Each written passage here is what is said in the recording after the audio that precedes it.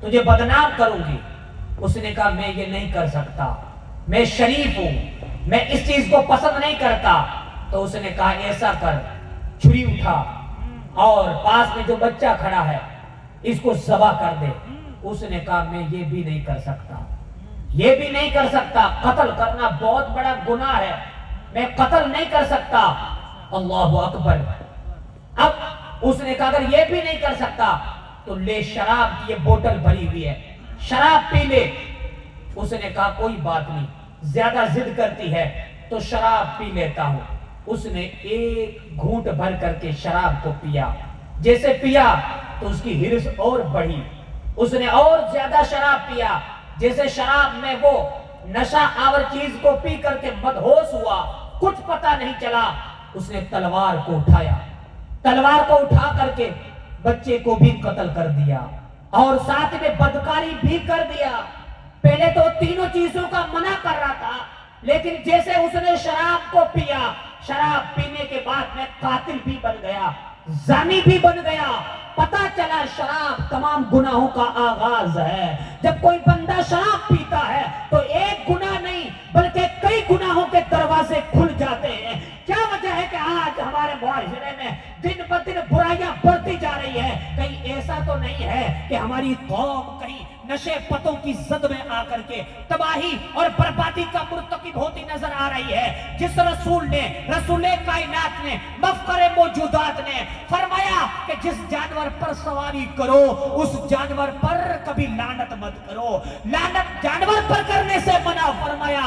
ہاں جانور پر بھی لعنت کرنے سے اللہ کے رسول نے منع فرمایا ہے، لیکن وہی رسول ہے، وہی رسول مقبول ہے، ساری کائنات کے لیے رحمت بن کر آنے والے رسول ہیں۔ جانور پر لعنت کرنے سے منع کرتے ہیں، لیکن جب شراب کی باری آتی ہے، اٹھاؤ حدیثوں کو، ایک بندے پر نہیں بلکہ شراب کی جب باری آئی تو اللہ کے رسول نے 10 بندوں پر لعنت فرمائی ہے۔ فرمایا شراب پینے والے پر اللہ کی لعنت ہے، رسول کی لعنت ہے، شراب پلانے والے پر اللہ کی لعنت ہے، رسول کی لعنت ہے، شراب نچوڑنے والے پر اللہ کی لعنت ہے۔ اسی طرح 10 بندوں پر اللہ کے رسول نے لعنت فرمائی ہے۔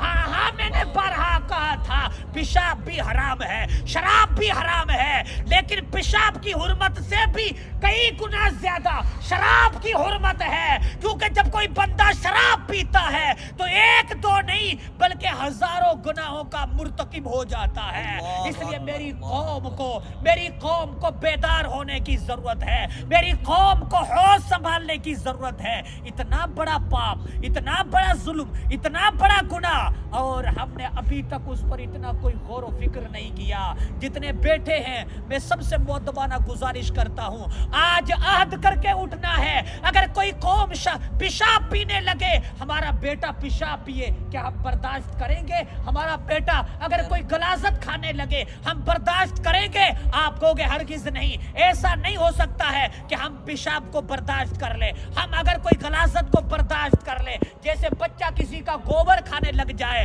کون برداشت کرے گا؟ کوئی برداشت نہیں کرے گا۔ کسی کا بچہ پیشاب پینے لگ جائے، کون برداشت کرے گا؟ پیشاب پینے والے کے ساتھ نہ کوئی پانی پیے گا، نہ کوئی کھانا کھائے گا۔ گوبر کھانے والے کے ساتھ نہ کوئی کھانا کھائے گا، نہ کوئی پانی پیے گا۔ میرے بھائی، اس سے بھی بڑا گناہ ہے، اس سے بھی بڑا ظلم ہے۔ کسی کا بچہ، کسی کا بھائی، کسی کا بیٹا، کسی کا بھتیجا، کسی کا بھانجا شرابی بن جائے، کیونکہ آج شرابی بنا ہے کل وہ قاتل بن جائے گا، آج شرابی بنا ہے کل وہ چور بن جائے گا، آج شرابی بنا ہے کل وہ ڈکیت بن جائے گا، آج شرابی بنا ہے کل وہ ظالم بن جائے گا۔ اس لیے صحیح فرمایا گیا کہ تمام بیماریوں کی جڑ ہی شراب ہے اور تمام برائیوں کی جڑ بھی شراب ہے۔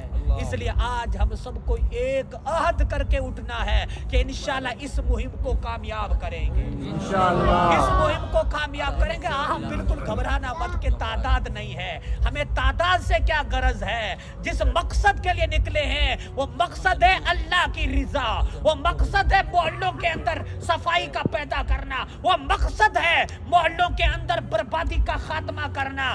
اللہ نے چاہا تو وہ دن بھی آئے گا کہ انشاءاللہ اس اس مقصد کے لیے بھی قوم میں بیداری آئے گی، اس انشاءاللہ۔ مقصد کے لیے بھی قوم میں ایک جذبہ پیدا ہوگا۔ انشاءاللہ۔ آج آپ سمجھو کہ یہ تعداد کم ہے، وجہ کہ ابھی تک ہماری قوم بیدار نہیں ہوئی ہے۔ اگر قوم بیدار ہو چکی ہوتی تو آج ہمارا یہ حال نہیں ہوتا۔ آج ہمارے محلوں کے اندر جو چوریاں بڑھتی جا رہی ہے نا، کبھی اس پر آپ نے غور نہیں کیا؟ نام ہے محمد سلمان، نام ہے عبد الرحمن، نام ہے ابراہیم، نام ہے خالد، اور پتہ چلا کہ وہ تو چور بن گیا، وہ ڈکیت بن گیا، وہ تو ڈاکو بن گیا۔ واللہ باللہ تاللہ ایسا ہو ہی نہیں سکتا ہے، ایسے ہو ہی نہیں سکتا ہے۔ لیکن وجہ کیا ہے؟ کہیں نہ کہیں یہ بھی وجہ ہو سکتی ہے کہ وہ گنجیڑی بنا، وہ پاؤڈریا بنا، وہ شرابی بنا۔ جب شراب مل نہیں رہی تھی تو پھر وہ گھروں کے اندر ڈکیتی کرنے لگ گیا، چوری کرنے لگ گیا، ڈاکہ زنی کرنے لگ گیا۔ کاش کہ اگر ہمارا بیٹا قاری قرآن ہوتا، قرآن پڑھنے والا ہوتا، کاش کہ میرا بیٹا اسکول میں جا کر اچھی تربیت پانے والا ہوتا، تو کبھی بھی وہ ڈکیت نہیں بن سکتا تھا، کبھی بھی وہ چور نہیں بن سکتا تھا۔ چور کس لیے بنا؟